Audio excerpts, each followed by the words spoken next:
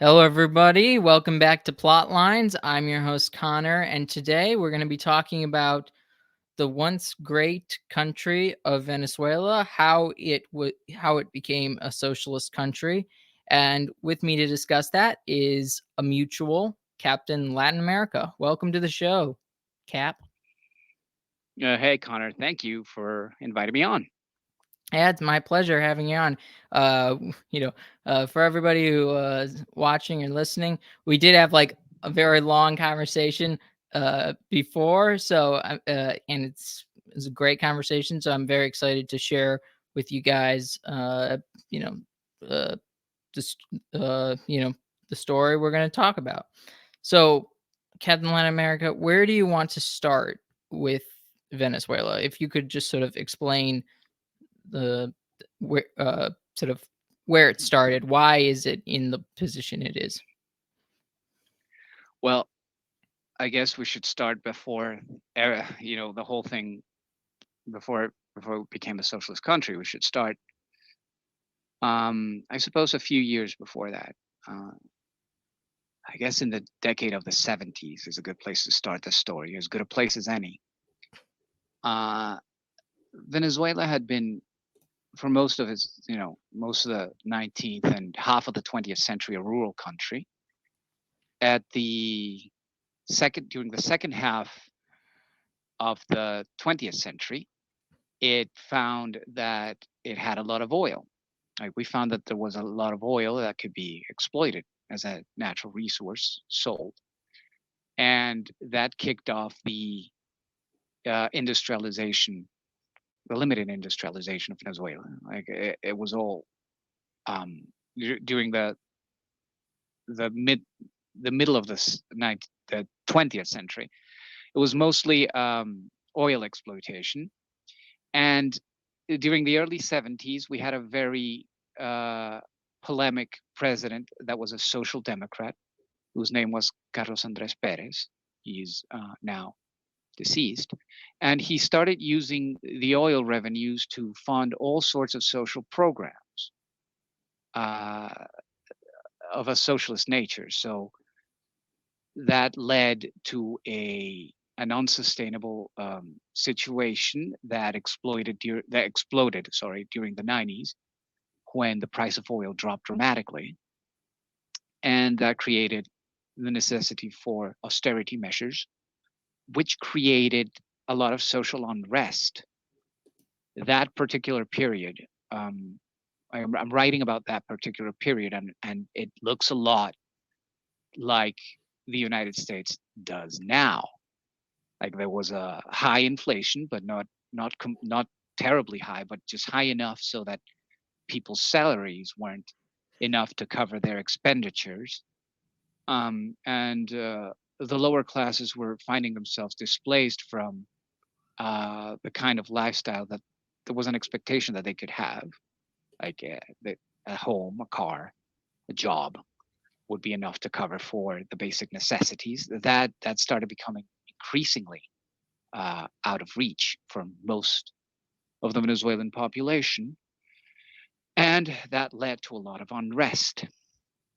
And that unrest was capitalized by a figure that had been right. Well, he was yeah, I suppose you could say laying in the shadows, but it sounds very sinister and ominous. But it really wasn't that way. I suppose he had been ide- I ideologically possessed would be a Sounds like better Tony term. Blair. Yeah, yeah, but more so than Tony Blair. Like Tony Blair was looking for a third way Yeah, but during that Tony time, and Blair's this, smart. I think that's well, is Hugo Chavez yeah, smart? Would you consider him smart? yeah, I would. Well, it's just um, I would consider him clever, Okay, if not one of the most clever people I've ever seen in politics. okay. Um, and that's saying quite a lot because there are I've followed the politics of Spain and the politics of many Latin American countries, and I've closely followed the politics of the United States. And out of all those people, I would say Chavez would run rings around them in terms of how savvy he was. We'll get to that in a second. Okay. And so this person capitalized on that unrest. During that time, during the early 90s, he attempted at an actual coup because this person was coming from the military. But that failed because I suppose the Venezuelan institutions were not completely destroyed back then. They were solid enough to withstand a coup and to handle it relatively well. What kind of institutions and who filled these institutions? Well, funnily enough, the same president that had created the social democrat policies of the 70s that led to breaking the bank during the 90s was back in power at that point. But this time he was attempting to fix the problem. Some people don't agree that this would have fixed the problem. He was working with international organizations, the IMF, and all these different. Like he was working with the incipient globalist order to try to uh, implement austerity measures that would fix the problem.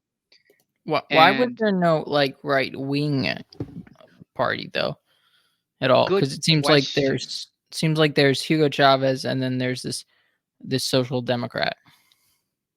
Yeah, the closest to our like most Latin American countries don't have a right wing, or didn't have a right wing per se. There wasn't a conservative party or a libertarian party, or there was really no right wing to speak of. The closest we had to a right wing was the social Christians, and the social Christians were, I guess you could call them socially conservative, but not like economically liberal, I Okay. suppose. They were the best among their number, and uh, that probably wasn't too many back then. They were trying to implement the social doctrine of the church, Hmm. basically in terms of solidarity and subsidiarity. They were trying to sort of deal with the problem of like they were trying to call attention to the problems created by the social unrest and the misery created by the highly, I don't know, I guess the overspending and the dilution of the currency and all these economic problems that led to a lot of misery and a lot of marginalization. And they were trying to call attention to that, but they weren't right. They still believed that, and despite you know wanting to use subsidiarity, they still believed that the state's main responsibility was to pull people out of poverty, and they Okay. conceptualized it that way. So that's social democrat. So there wasn't really right wing per se. There was no pull yourself by your own bootstraps mentality ever, Well, to I'm speak. not And sure I would consider pull yourself up from by your bootstraps as um the only definition of right wing though. yeah, yeah, it's an umbrella term, I Yeah. suppose. But there was no free market. Um, like all the things that one usually associates with the right wing. Most of them were missing from Venezuela in the late 90s. And Uh, there were right wing parties in the 1800s, I yeah, believe. yeah, Okay. there were social conservatives in the 1800s, but Did that's it sort of that. did it die around the World War One and World War Two? Um, see, I don't really know how they faded out of existence. I Okay. think they my my theory on it is that they sort of, I guess, died. Um, during the late 40s and early 50s, there was a very tough right-wing dictator in Venezuela, and the political order that emerged from ousting that dictator probably killed the appetite for right-wing and for conservative parties, and so the resulting emergent political order uh, was mostly left-wing, center-left, and center parties. That would have been in 1953 through 1957 that political order was created. And the two main parties that took political control because they were the most popular parties, like it was a two-party system, close to a two-party system. There was representation, minor representation from all the other parties, but mostly two parties dominated, and it was Acción Democrática, which was a social democrat party, and COPE, which was the Christian Democrat Party, the Christian Socialist, Social Christian Party that I mentioned before, and that was the order. You can sort of loosely think of them as Democrats and Republicans, very loosely, like establishment Republicans and establishment Democrats. You can sort of very loosely associate that with them. But at that time, the Democrats were right of the right-wing party in Venezuela. I suppose you can associate them as they are now Well, with were they what do you mean that are you saying they're liberal, more liberal? um like Copé was the Democratic, like the Social Democrats were completely liberal, and most of them were atheist, and most of them were there were Marxist intimations amongst their ranks, and they were very technocratic and very uh, I suppose they were close to like the blue collar Democrats. Like there was a lot of street gangs and street pressure groups and a lot of contact um, with the unions, and the the social Christians were closer to the church. They were closer to helping people come out of poverty, but also they wanted to implement social programs that would do that from the state. Like there was there wasn't a party that was for like cutting taxes and reining back government spending. That didn't have a very strong resonance with either the people or the political establishment of that time. So Yeah, there were no breaks. and how much government control was there at this point? It was pretty strong. Okay, Um, I wouldn't say that there was a totalitarian control okay. during those years, but it was pretty strong. Like there was a central bank. Most of the decisions were centralized uh, to the capital, and there were like the constitutional institutions. There was separation of powers, the classical separation of powers, and the separation of powers worked very well, at least.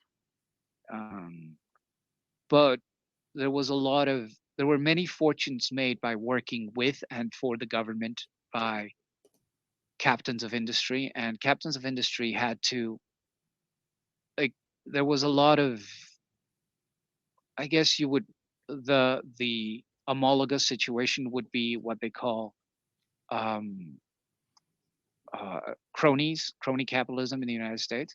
It wasn't quite at that level, but most of the great fortunes that were made in Venezuela by captains of industry had, one way or another, they had contact with government policy, or people who worked in government.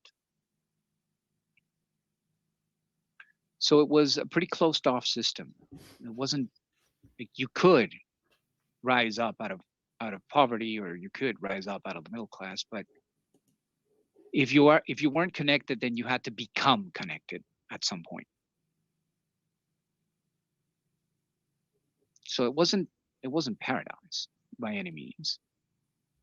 Um, it looked a lot like the United States does now, Mhm. unfortunately. Um, at a much smaller scale, of course. Um, the Venezuela is about the size of an American state, a single American state. So that was the situation. Then the 90s created the necessity for austerity measures. The austerity measures created a social unrest, and social unrest led to revolution. Um, this man who had attempted a coup and failed went to prison, did his time. He was released by one of the. He was released by a social Christian, as a matter of fact, social Christian who left the social Christian party and created his own populist party. And he thought that it would curry favor with the people if he released a freedom fighter. And he was released. He wasn't, um, you know, politically uh, disabled in any way. He was just completely forgiven. And then he ran and he won democratically. He won the elections, and then he proceeded to create the equivalent of your convention of states, which would be a constituent assembly, and he rewrote the constitution. And the ensuing tumult and chaos that was created by the reordering of the entire political apparatus gave him an opportunity to place his people in key positions, and so he took control, basically, of the entire apparatus of government, um, like an ideological group took control of the entire apparatus of government, and that led to, um, I suppose, it led to a situation where it was very hard to displace them from power because they had their ideological um, objectives and their ideological guidelines very much, uh, you know, aligned and rigid, and they would not. They One of the main things is they would not allow themselves to be displaced ever again. And after that, the there was a stroke of luck, I would say, because the situation that led to the necessity of the austerity measures is the monolithic dependence on oil that the nation had, because we had the opportunity to diversify our economy for most of the second half of the 19th century, and nobody undertook the task of doing so because that would have implied some sort of work and effort. And instead of doing that, they used the oil revenue or the oil windfalls to fund social programs and you know win the people over with demagoguery and by promising ever more and more and more. Um, and and in, and there was no attempt at opening up the economy to allow for the diversification of creation of wealth. And so during the late 90s, the price of oil drops to I think about $8 a barrel, and that creates the crisis. And then after the crisis, magically and for some reason that I will never understand because these things are unexplainable, the price of oil climbed to over 100. I think at some point it reached 150 or $120 a barrel, and that was Was a that massive amount. was that, war on terror? Was that, Iraq? It probably had a lot to do with that. Yeah, yeah, Hmm. yeah. I mean, yeah, it probably had a lot to do with the situation in the Middle East. And it turned out to be a great boon for the revolution because now they were flush with actual cash. They were flush with actual dollars. Um, and so, well, with actual cash, it's very complicated because the dollar, Americans see the dollar, the paper money, as worthless if it isn't backed up by actual, like, I would suppose the free market right sees the dollar as worthless if it isn't backed up by anything. But the rest of the world sees the dollar as hard as a hard asset. I was gonna say it's And so backed up by the military of the United States and oil. e- exactly, exactly. And so they were flush with hard currency, and so they could fund all sorts of social programs. Like What do these social and programs look like? I'm just curious. well, at the beginning they were mostly it's a mixed bag, because I there is no denying that some of them were really helpful to a population that had been impoverished for the last couple decades. And so they started opening up schools, they started opening up markets where they sold subsidized goods. They started um, helping people with baskets of basic goods, like giving them away. But it's sort of the situation, it's sort of like Pleasure Island in Pinocchio. You start off helping people and you start off like giving everyone. Oh, there were many banks.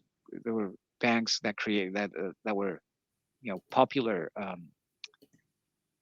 government subsidized banks that started handing out loans for people to get to buy homes and to buy cars.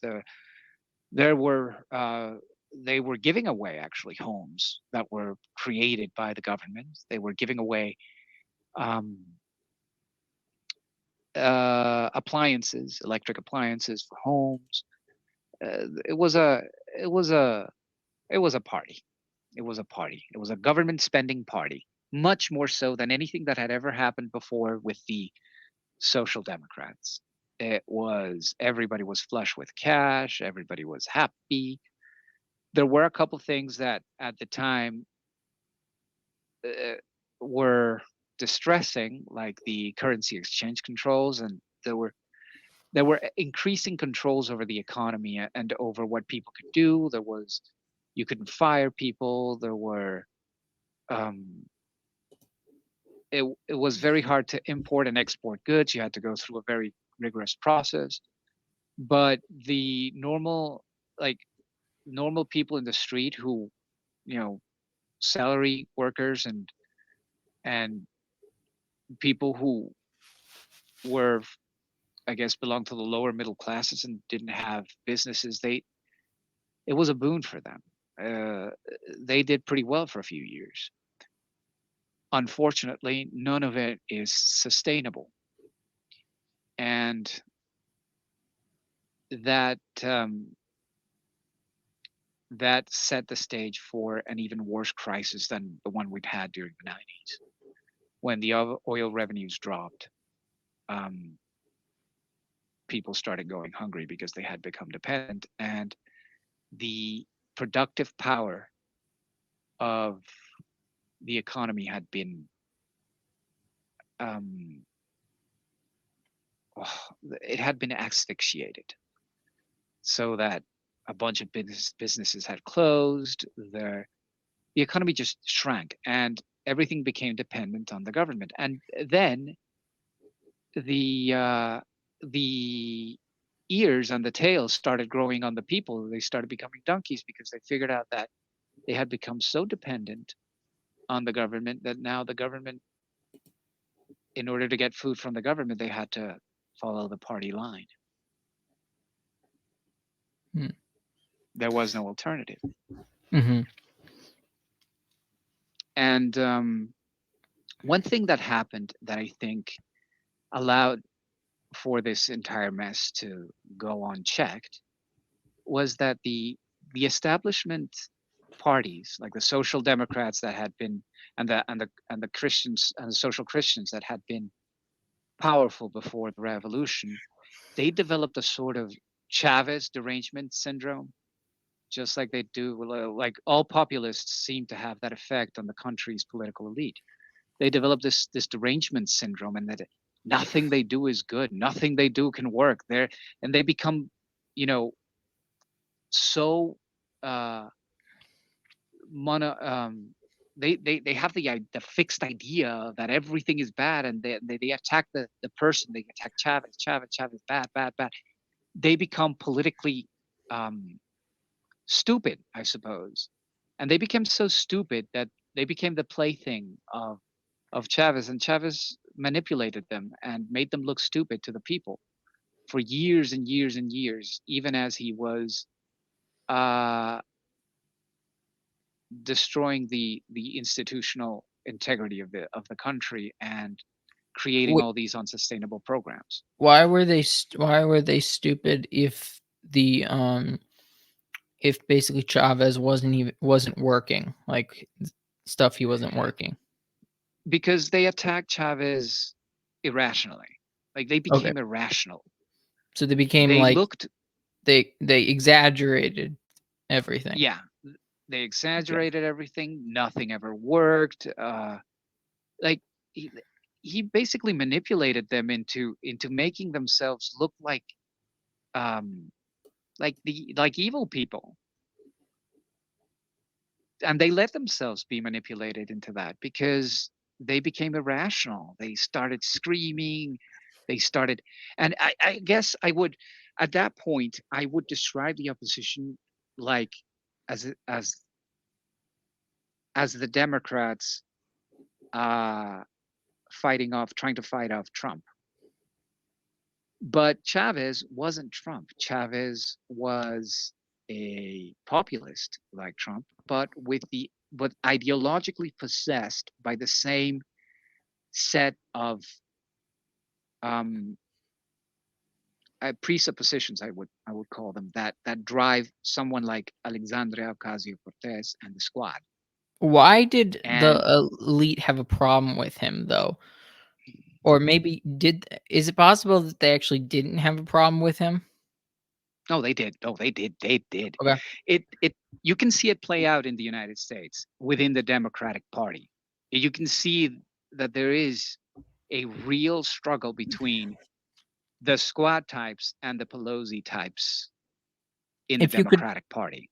if you could sum up if they had actually done a sort of a non-irrational response to him, what would that have looked like, do you think?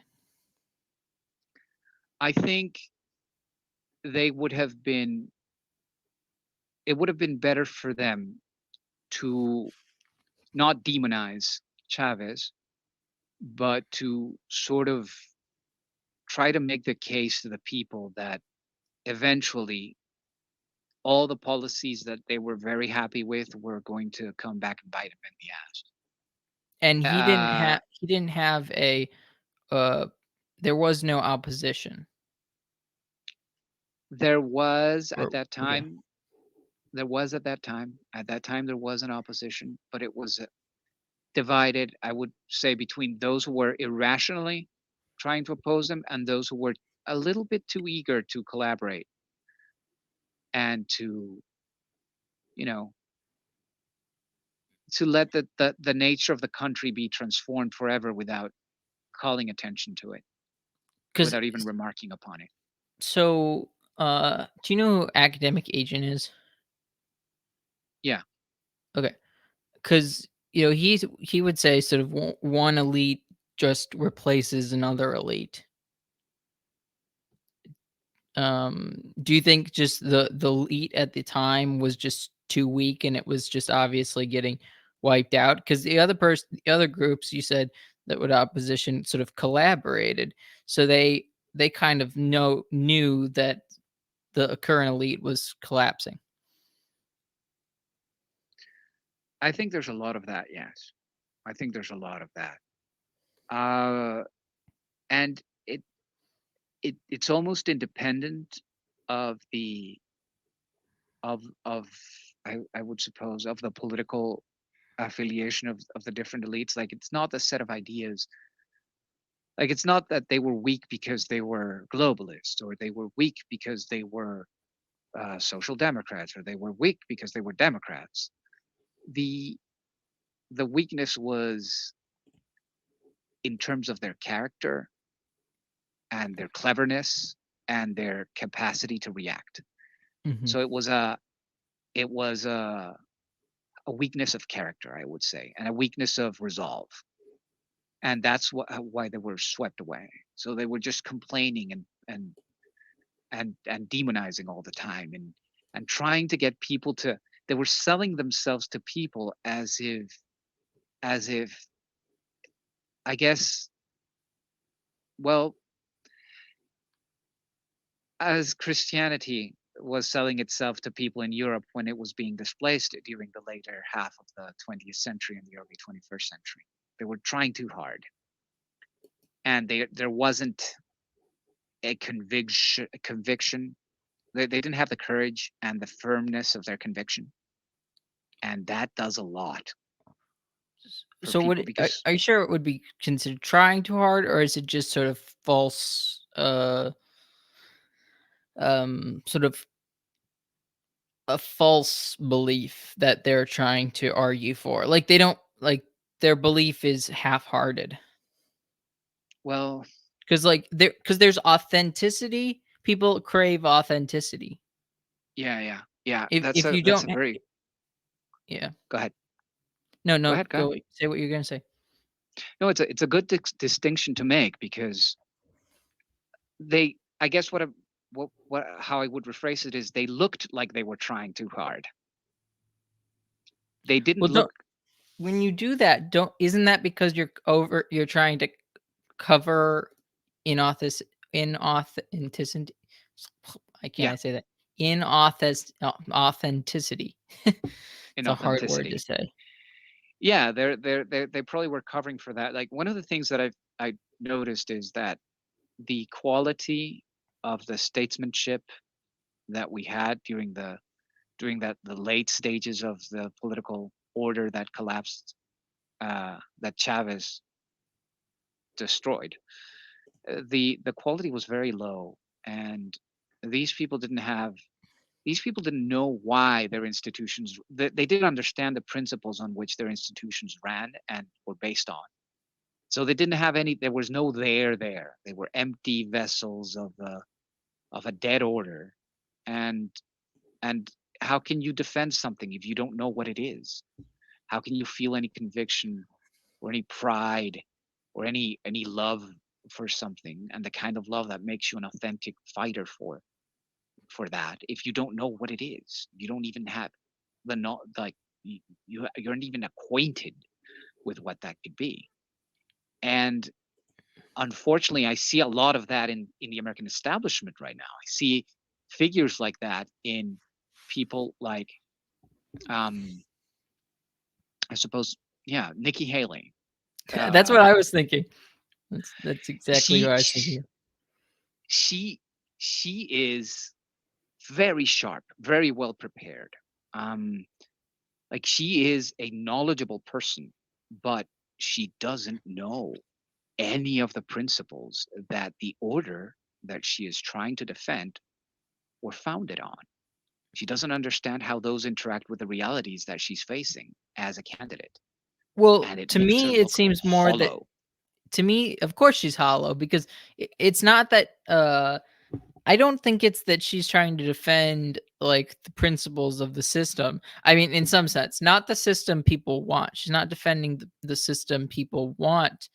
She's defending the system that gives her power. And that system doesn't actually have anything behind it except for it benefits certain people. Yeah, but if you ask her, she's not going to say that. Like that's not Well, the way she yeah, thinks about. But that's not even the way she thinks about it. She thinks that she's defending the system that gives the United States power. Like she's doing it for her country. She's doing it for because she believes in that system, but she doesn't know what it is. but She doesn't know why the United States became powerful in the first place. okay. Do you understand what I'm trying to say?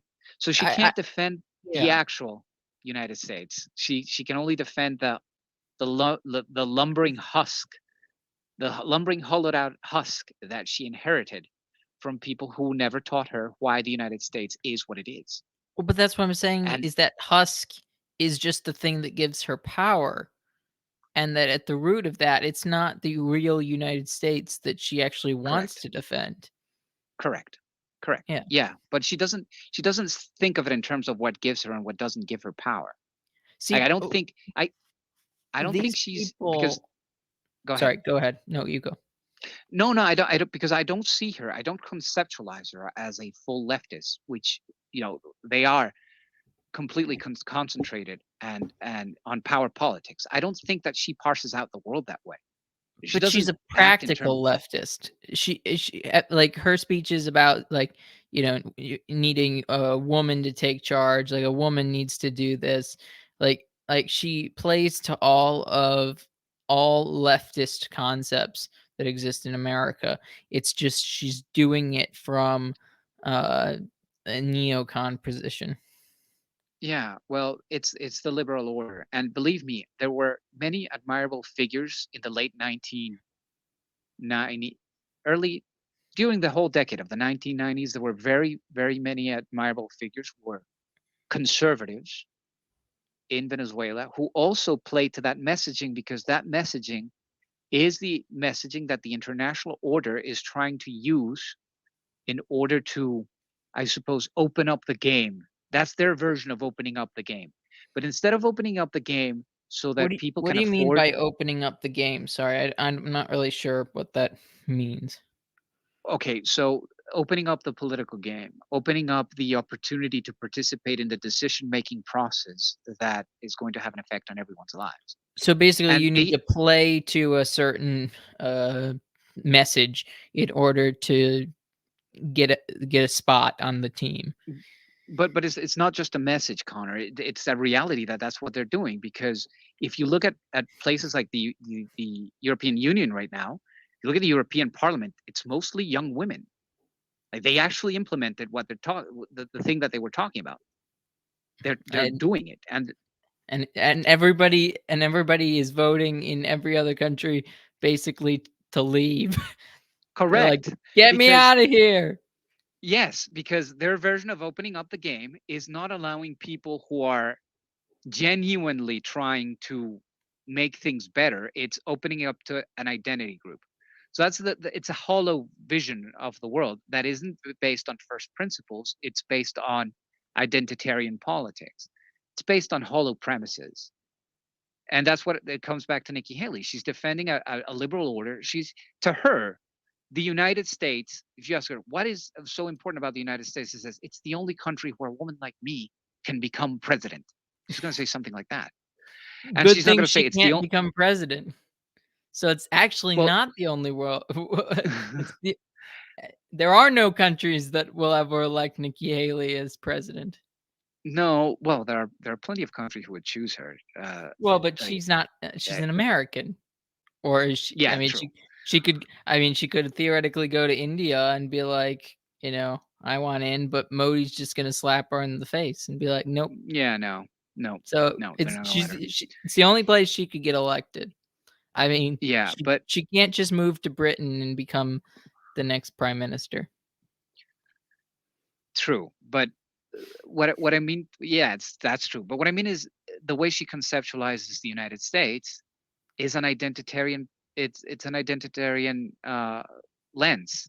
Like, Mhm. she conceptualizes it as a place where anyone could become president, because it's free, and it's free because everyone has a chance, because we Because I have said so. special. Yeah, no, because we have special dispensations for women. We have special dispensations for people of color. We have special dispensations for the disabled. We have like, that's what she has no connection with the actual founding project of the United States. The No, only connection that she to has. be honest, that actually sounds like the you'll probably disagree with me on this one, but that Go actually ahead. sums up one of the original mentalities of the founding of the United States. It You mean, it's a foregone conclusion that the United States, it if followed on the track that it started in 1776 and 1775, that it would become a place where it's all about identities.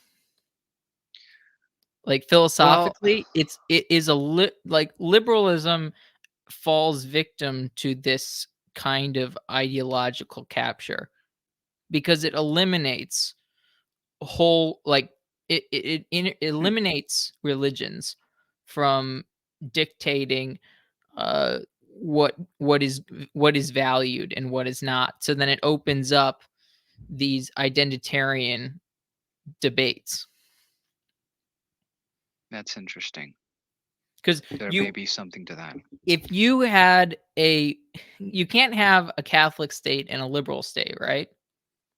No, Yeah. So if you have and if you have a liberal state, that means it needs to squash the church.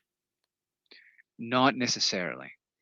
It's The church open. can It's only function as it's intended if it is the main religion of a country. well. I would say this. I would say this. If you have a liberal state, it doesn't necessarily have to squash the church, but being a liberal state, it is open to hijacking by people who want to squash the church, who will want to squash the church, because being a liberal state, it is open to following the idea of liberation indiscriminately down to the very last atom of the very last facet of an individual's personality or identity. And so if it goes down that road of following liberalism to the most extreme conclusion, then everything becomes oppressive. Everything. But Religion becomes oppressive. which way does liberalism go? I don't think it ever goes the other way. It I always mean, trends it always trends left. I mean, It was not created by the necessarily. leftists. It was created by leftists in order to produce a further a further left society. Because I like if you think look at the French Revolution, they had no means of stopping themselves from going further. They just kept going until Napoleon squashed them like bugs, or they squashed yeah. themselves. They had to either kill themselves, which they did, Well, and they created Napoleon. well, They created Napoleon was a Napoleon. liberal, but the difference is that Napoleon was a strong man that was able Yeah, to crush the revolution by the revolution. Yeah, utilizing what the revolution had created. But the yeah, thing is that Napoleon is Napoleon's a figure that he could have reigned much longer, but he was never going to be like he was never going to create a real dynasty that was sufficient unless his successor or unless he had become not a liberal. He needed to him or his successor would have needed to become not a liberal, which is exactly kind of what his nephew Napoleon III did in France. Like very what was clumsily. it, 40 years later or Yeah, 30 years later. So there has to be somebody or something that wrestles control from liberals. So in other words, when Napoleon III became emperor of France, the state was no longer a liberal state. It still had a lot of liberal aspects to it, but for a while it was not a liberal state. interesting. Like Yeah. that's why France has gone Well, through I so many suppose that republics. It just eats the itself. the this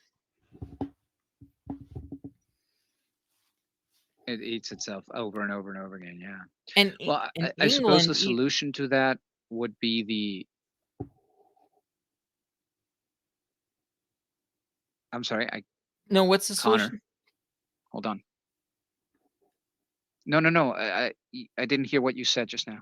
No, I know. What's the solution? You In said what? England. Oh, in England, my point is that Um. are we sort of are you hearing sort of like what I say later? Is it sort of Yeah. okay? Let's just give it a second to maybe sync up. Um, okay. What I was saying about England was that England has liberal principles that sort of came out of England, but it only came out of England under a established church, and it can and until once sort of their systems of monarchy were slowly eroded, and then their church was slowly eroded, well, sometimes fast, sometimes slow. That is what led to England's destruction. It was all because of liberalism, and but it just slowly eroded. It was like a slow revolution for like 500 for like 400 years. That's an interesting way of looking at it. Like really incremental. It's kind English speakers are kind of this way. If it America is kind of this way too.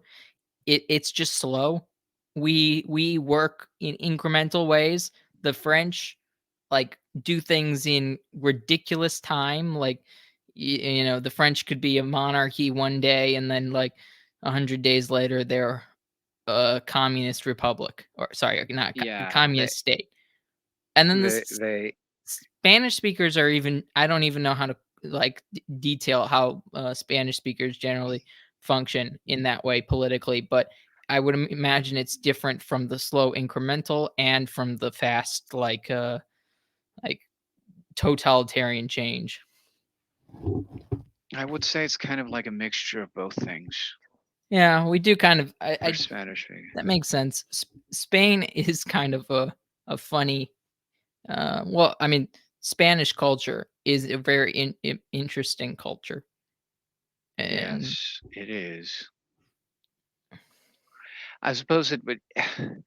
I mean, there are very many similarities between Spanish culture and French culture, and then there are many similarities between Spanish culture and English culture. So I suppose you could conceptualize it as sort of a hybrid between the two. And the the colonies that later became countries in the Americas share more or less the same nature. Like Spanish-speaking countries in Latin America, you could sort of conceptualize them between a hybrid, like a hybrid of the United States and the French way of doing things. okay. Um, they're sort of in that sense, they're sort of Canadian, but Well, yeah, well, you know what's funny about Canada? We think of them what as is fun? really quiet, like kind people. But did you know they Yeah, had the most ruthless soldiers really. in World War One when there was sort of that Christmas peace, Yeah, right? yeah, I remember that. Where they drank with the Germans and stuff like that. Yeah. The Germans tried that with the Canadians. Canadians just shot them. Oh, really? Yeah. Oh, wow. It's like That's what nasty. Canadians are really like their military historically are kind of vicious. Well, you know what? I'm just going to go ahead and say that's the French part. I, maybe I don't know, but the French were fine. The French had drinks with, or celebrated Christmas with the Germans, but the Canadians didn't. Well, How do you explain they've that had, one? well, I guess it's the French part tempered by the horrible uh, climate conditions of the frigid north. Uh, Oh, okay. because they knew that if they didn't do that, then they would have to just surrender the next day. So, yeah, Okay. Anyways, no, it's yeah, just the countries are just have such interesting sort of um relationship identities, identities and sort yeah, of how they relate, and cultures. it's quite beautiful. Like this is what diversity actually means. Yes, actually, yeah, Like yeah. like the way leftists basically Cons- conceptualize diversity is basically like you have every kind, like you're like a little child who is collecting, gets collectibles, and instead it's it's like diversity really is where you have a people with one culture in one place, And then you have people in another culture, another place. They don't really they interact only in like small doses, but they don't really like and they are happy with how they live by themselves, but they're not like mixing like constantly, because then Yeah, there wouldn't yeah, be yeah. the culture wouldn't be the same anymore. You would lose French culture, you'd And lose Spanish culture, you'd lose Venezuelan culture, you'd lose American culture. yeah, yeah. You'd And there would be nothing to like. There would be no cross culture exchanges. There would be no learning from each other, anything, because there would be everybody would one be the culture. same. Yeah, and it would be the most disgusting culture probably ever. It's literally the Yeah, Tower of one. Babel. Yeah, yeah. That's They actually a good. That's actually a good callback. Yep, they it would straight be the up Tower of want Babel. the Tower of Babel. So, do you wanna Hmm. bring us back a Yeah, little bit to sort of yeah, the Venezuelan story? And we got sort of sidetracked. yeah. Let me just try and remember where we were. Okay, so Chavez comes to power. He implements unsustainable social spending programs, and he uses many of these programs also as a means for indoctrination of the people. That's something that also bears uh, recounting. Like, he creates schools, but the schools teach, you know, children to embrace the revolution. And Sounds French. another, yeah, it sounds very French. And another very interesting thing about him, it's like he he was so. I try not to sound like I admire the guy, but you have to give the devil his due if ever you want to defeat him. Mhm. And the guy was so savvy that he created a hybrid ideological framework that allowed him to pull support from opposite sides of the political divide in many in many like opposite sides of different political divides, I suppose. Do you think he For learned from the example, Peronists? sorry. Do you think he learned from the Peronists in, Argentina? No, I think it was mostly advised by uh, the old dogs in Cuba who had been around for a long time and had seen a lot of What are the things who are and the have old seen a lot. dogs? The Castro brothers Oh, okay. and their lieutenants and their ideologues. And so we we got he kind of created a sui generis ideological framework and um, a sui generis power structure that was perfect for Venezuela's situation at that moment. This might sound And this weird, is the but sort of thing he what's would do. Check what this out. does sui So generis mean? Sorry. it's very much its own thing, like Okay. different from everything else. Even though it pulls from Marxist doctrines and Marxist traditions, and it also pulls from nationalist doctrines and nationalist traditions, and it Okay. pulls from uh, the the American independence movement. So this is the sort of the sort of thing he would do. He would check. This is the sort of messaging. It will go like everything for the fatherland, right? It's a Mhm. very nationalist message, yes. Yep. And then the fatherland is the Americas. Boom, internationalist messaging.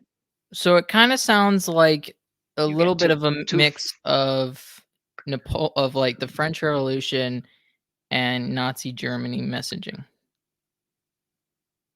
Yeah, yeah, yeah, yeah. Like if you combine the 2. What else? If you combine the two, you get that. Yeah. Yeah. Another thing he would do, he would say something like, um, "The revolution is the continuation of the fight for independence."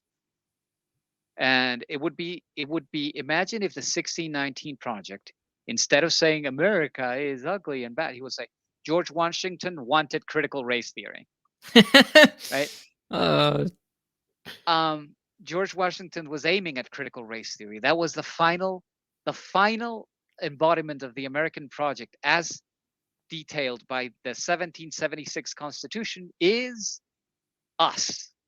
okay, That's what Chavez I did. totally It's a great. want I want Democrats to start using this kind of rhetoric. It'd be hilarious. No, listen. My theory is that if they do, they will win forever, and the United States will be destroyed. Th that I think that only works in Latin, speaking countries. I don't think that works in Well, English speaking countries. Like, I swear you'd get laughed out of the room by I by, don't like, an know. English I guess speaking there. audience.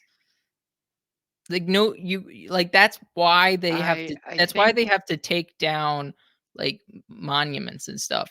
They can't turn heroes of America or heroes of Great Britain into heroes of revolution, at least not in the Well, way they that's want to. exactly what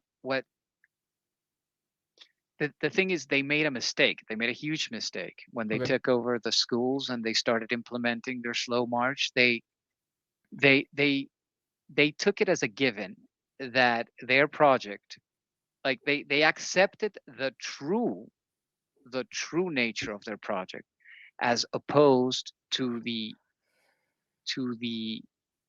foundations set in the American Revolution during the Revolutionary War and the founding of America. Because even though liberalism does end up where it is, the founding of the American Revolution was very much based on, like, there are many documents that make it clear that it has to be a moral people, and that the country is based on a deistic view of the world, and that rights don't come from man, they come from God. And so they correctly identified that their project is an anathema to that conceptualization of the world, to that worldview, I suppose. And and and they just went, they went the opposite route, and they started teaching that America was bad and America had always been bad. Mm. But imagine if during the last 40 years, 20 to 40 years, instead of teaching that, they had been teaching that George Washington was actually a closet Marxist, which is what Chavez did. He said Simon Bolivar, who was the founder of Venezuela, was actually a Marxist, which couldn't be further from the truth, because they hated each other, Bolivar and Marx. Marx described Bolivar as a I suppose he would have been seen as an aristocrat with delusions of grandeur. Marx hated Bolivar, and Interesting. I don't think, yeah, and I don't think Bolivar actually. I think Marx was a kid when Bolivar, you know, Well, was I coming mean, up in the world. in the American Civil War, Karl Marx and the Czar were on the same side. Oh, fair enough. No, Yeah, it's anything. funny. It's like, just you think about how amusing that is. Yeah, yeah. I mean, if aliens come, we'll be fighting alongside the. If aliens try to invade the planet, we'll be fighting alongside the Ayatollah to fend them off. I mean, there's I always an don't. external enemy on Nah, the Ayatollah probably will collaborate. it. Yes, Well, not if aliens, come to Iran. Make what if Iran they're great. what if they're trans aliens What and they if they want to become trans the Ayatollah? Muslim? Ayatollah is just gonna make the aliens become Muslim. Yeah, what if the aliens are the end result of liberalism is a spacefaring group of invading, Viking type style peoples, who just want to go to every planet and trance them into extinction so that they can take over the planets. Well, good thing I don't believe in aliens. But I just I look forward to, if that were the case, I would be looking forward to getting off this rock. Well, some people call them aliens. Michael Knowles says they're demons. Oh, So, they're definitely demons, and that's yeah. just, I mean, they're among us. If in that case, Oh, absolutely.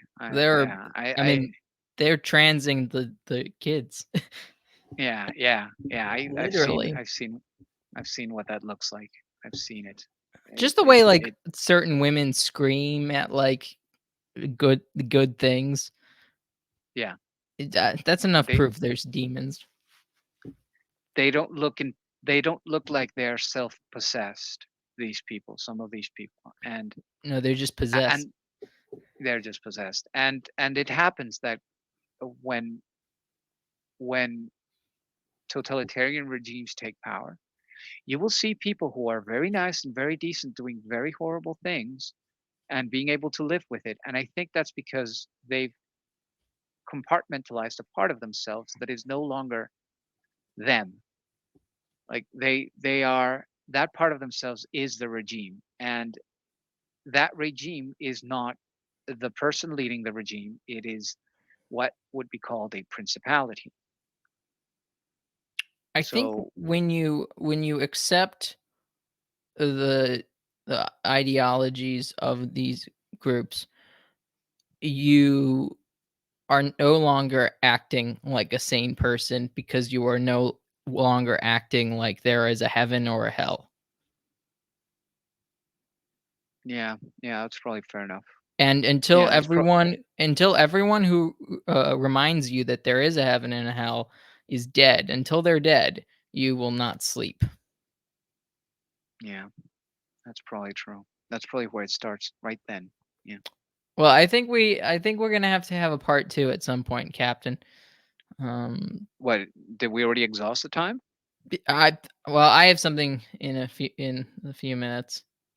That Oh, I that's have fair to enough. do. So, Okay. but yeah, no, well, it was great talking to you. We definitely have a lot more to discuss. We haven't Oh even yeah. gotten to Maduro. Oh yeah.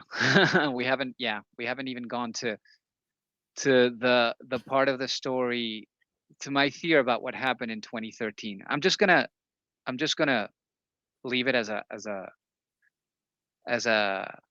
I guess a teaser, Teaser, yeah. which is to say, yeah, which is to say that I don't think that what happened in Venezuela is completely disconnected to the resurgence of the left on the world.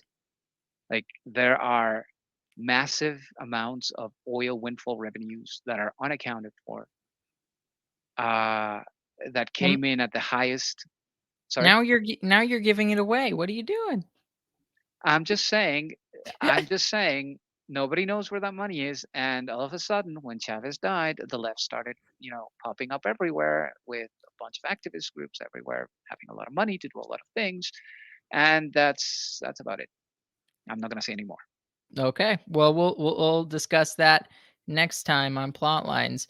If you like what we're doing here, please like, share, comment, and subscribe. Join the Discord and follow me on Twitter as well, and follow Captain Latin America on Twitter as well. Do you have anything to say before we go? Um, be good, but don't be nice. Wonderful. God bless everyone. Bye.